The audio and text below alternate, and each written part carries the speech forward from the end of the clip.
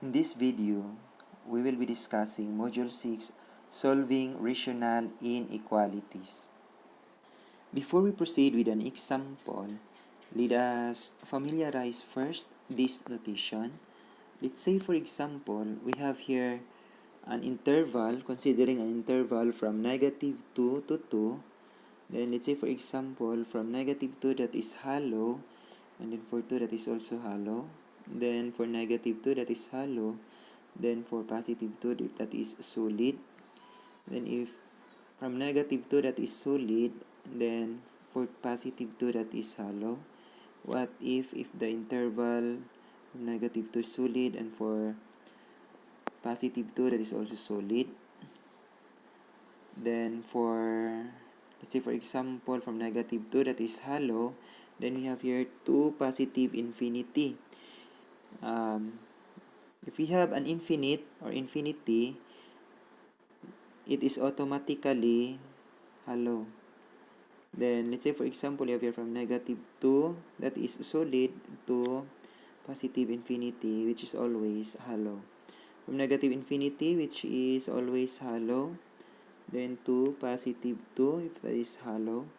Let's say for example, from negative infinity that is hollow, then for positive 2 that is solid. So how to write the interval notation given this one? So let's say for example, if you have here from negative 2 that is hollow and positive 2 that is hollow, then that is parentheses, no? So that is parentheses diri kay hollow man ni siya, then kani kay hollow po, so that is parentheses po ni siya. So diri, since this is hollow, then this is a parentheses. Since this is solid, then this is bracket. Next, if this is solid, then therefore this is bracket. Then since this is hollow, then this is parentheses. So from here, the interval again is from negative 2 to 2. So since this is solid, then this is bracket. Since this is solid, then this is bracket. Since this is hollow, so this is parentheses. So that is from negative 2. And since this is to positive infinity, then that is always parentheses. Here, negative 2 is solid, and then therefore that is bracket. Then positive infinity, that is always bracket, parentheses. Let's say for example, to the left side, we have your negative infinity, then that is always parentheses. Then for the right side, that is positive 2, that is hollow, therefore this is parentheses. Then to the left side again, that is negative infinity, that is always parentheses. Then to the right side, that is solid, ang ato ang positive 2, then this is bracket. So how to write set notation out of these interval notations? So to write set notation, we will set x that is in between the interval. Let's say for example, from negative 2 to 2, so naa si x diri sa tunga. So let's say for example, our interval is negative 2 to 2. Then in our set notation, therefore, x is greater than, no, ang diri sa left side that is negative 2. Then diri sa right side, that is positive 2. Next, we have negative 2 to 2. Then, so we will put here x. Then negative 2 to 2. Since this is bracket, so there is ato ang right side, this is less than or equal to 2. Diri is since parentheses, so kana lang. Next is we have here from here x. Then since on the right side that is parenthesis, so that is less than 2. On the left side, so then since that is bracket, so negative 2, that is that 1. No? So na siya equal, basta na bracket. Pero kung wala, kung parenthesis lang, wala equal to. So this one, so you'll have here, greater than or equal to negative 2, but less than or equal to positive 2. This one, you have here x. So on the left side, we have parenthesis, so that is greater than negative 2. So pag infinite na gani ang pares, pwede na nato dili sulatan. And this one, you have here x is greater than or equal to negative 2. Remember, kung asa dapit ang baan niya to ang kuan symbol, meaning mo ay dako, so maning x is greater than or equal to negative 2. In this part, we have here cx na diri, so therefore x is less than sa positive 2. So therefore x is less than positive 2. Same diri, na si x diri, so sa x less than nito, so you have x is less than or equal to positive 2. Let's say for example, we have this one, 3 over x minus 2 less than or equal to negative 1. The first step here is to transfer katong na diri sa right side at i-transfer tanan padulong sa left side. So this will become 3 over x minus 2 plus positive 1 less than or equal to 0. So after this one, we are going to find the LCD. So LCD for this one, so of course, we have here a denominator of 1. So the LCD is x minus 2. X minus 2 divided by x minus 2, that is 1 times 3. So that is 3. Plus, so natay 1 diri ha, denominator. So x minus 2 divided by 1. So ang answer is x minus 2 gihapon times 1. So we have here 1 times x minus 2. So that is less than or equal to 0.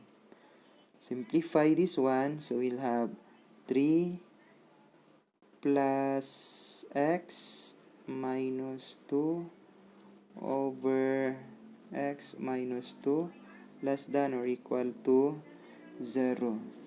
Simplify this one. So 3 minus 2. Ang numerator na to is x plus 1 over x minus 2 less than or equal to 0. The next step now is to find the critical values. So to find for the critical values, we will be considering the numerator and also the denominator. So ato ang numerator, we'll set this one to 0. Apil po dato ang denominator. So we can have x plus 1 is equal to 0. This is for our numerator. Then x is equal to negative 1. For the denominator, we'll have x minus 2 is equal to 0. So therefore, we have x is equal to positive 2. So therefore, our critical values are negative 1 and 2. After this one, we are going to locate this one to the number line. So if this is our number line, so probably we have here negative 1, 0, 1, and 2. So the next step now is to locate 2. So si 2 diri, dayon si negative 1. Then how to identify if that is hollow or solid. Pag denominator, that is always hollow. Again, pag denominator, that is always hollow. So denominator man si x equal to 2, so therefore kani siya is hollow. For the numerator, how to identify if that is hollow or solid ba siya, mubalik ta diri lantaw. Kung naa gani ang equal to, kani less than or equal to, pag naa equal to, meaning that is solid. Pero kung wala gani equal to, kung less than na ni siya, that is hollow.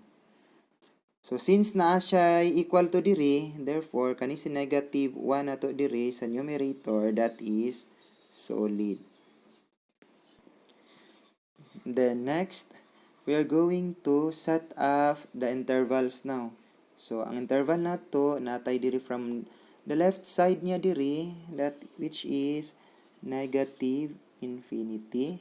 The right side po nato diri, that is positive infinity. So ang interval lang nato diri karon is gikan sa pinaka left side padulong sa kadtong naabay hollow o solid. So for our interval, we can have from negative infinity, dagan siya diri, ang iyang unang mabtan si negative 1. So therefore, our interval now is from negative infinity to negative 1.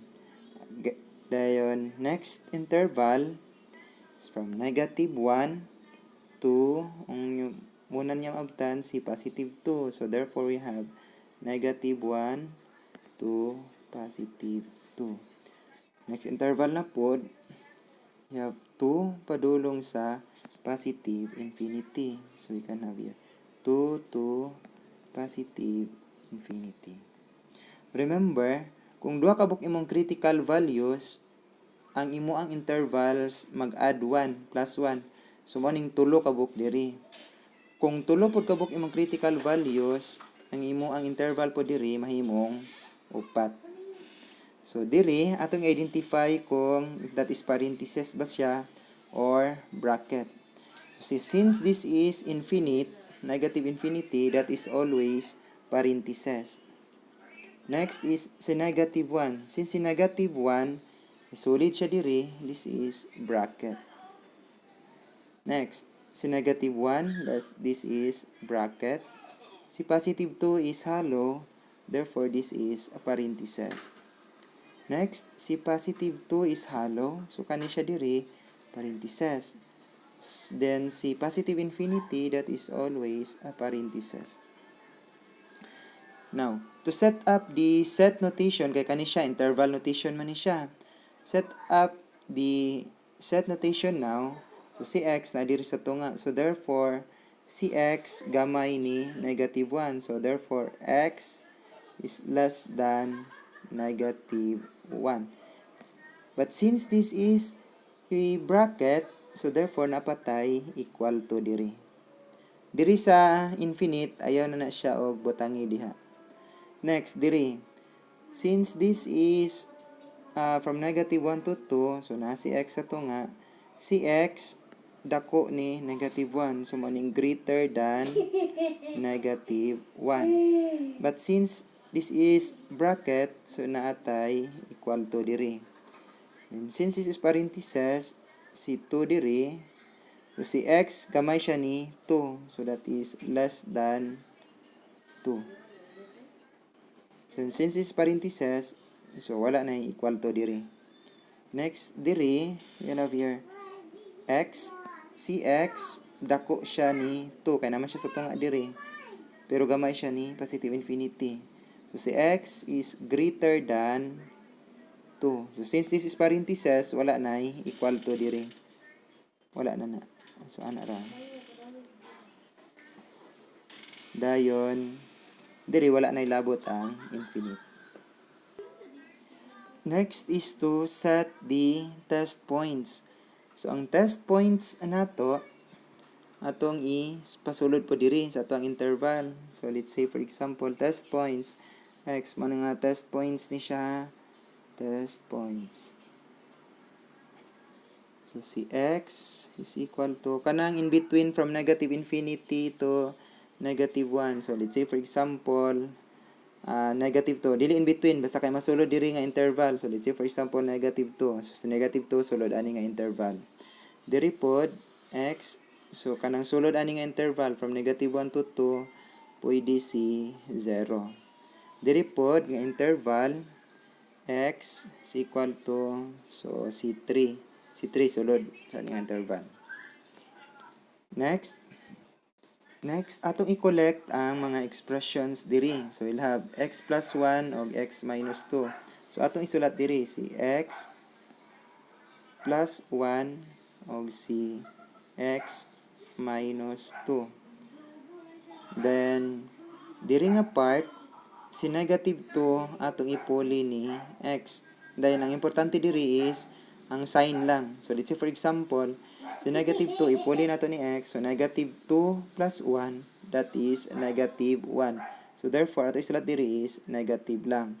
Next, 0 ipuli ni x. So that is 0 plus 1. So ang answer is positive. So positive. 3 plus 1, positive 4. So positive gyapon ni. Next, diri na pug ka. Si negative 2, ipuli ni mo ni x. So, negative 2 minus 2. So, that is negative 4. So, that is negative. 0, ipuli ni mo diri. So, 0 minus 2. So, that is negative 2. So, ang answer ni mo diri is negative. Then, si 3, ipuli ni mo diri ni x. That is 3 minus 2. That is positive 1. So, this is positive. So, after this one, since you have x plus 1 divided by x minus 2, so meaning kani nga sign imong i-divide x plus 1 divided by x minus 2. So negative divided by negative.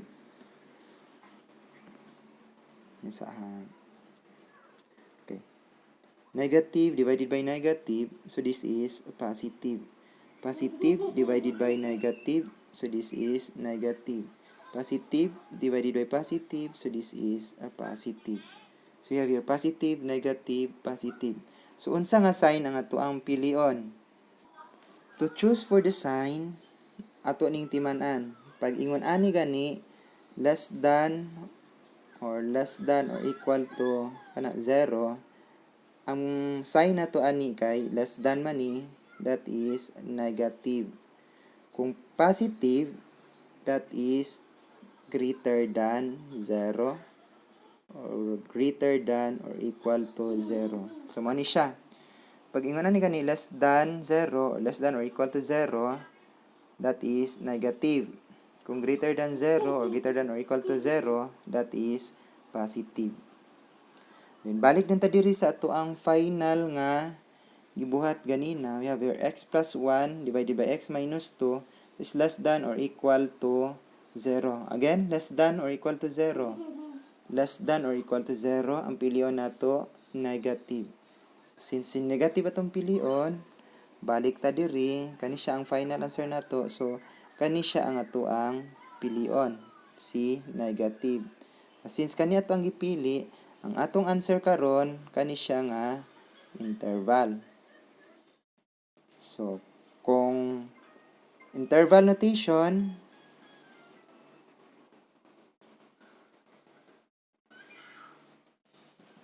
that is negative 1 to 2. Negative 1 bracket 2 parentheses. Kung set notation,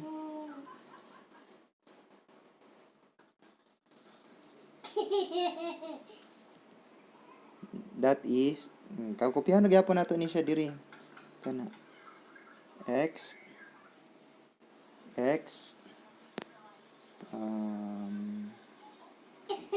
less than or equal to negative 1, pero greater than or equal to negative 1, less than 2. So, mao ni siya ato ang answer karon. Tanawan. Ni siya nara ito ang answer. Copy ra nato. Nara.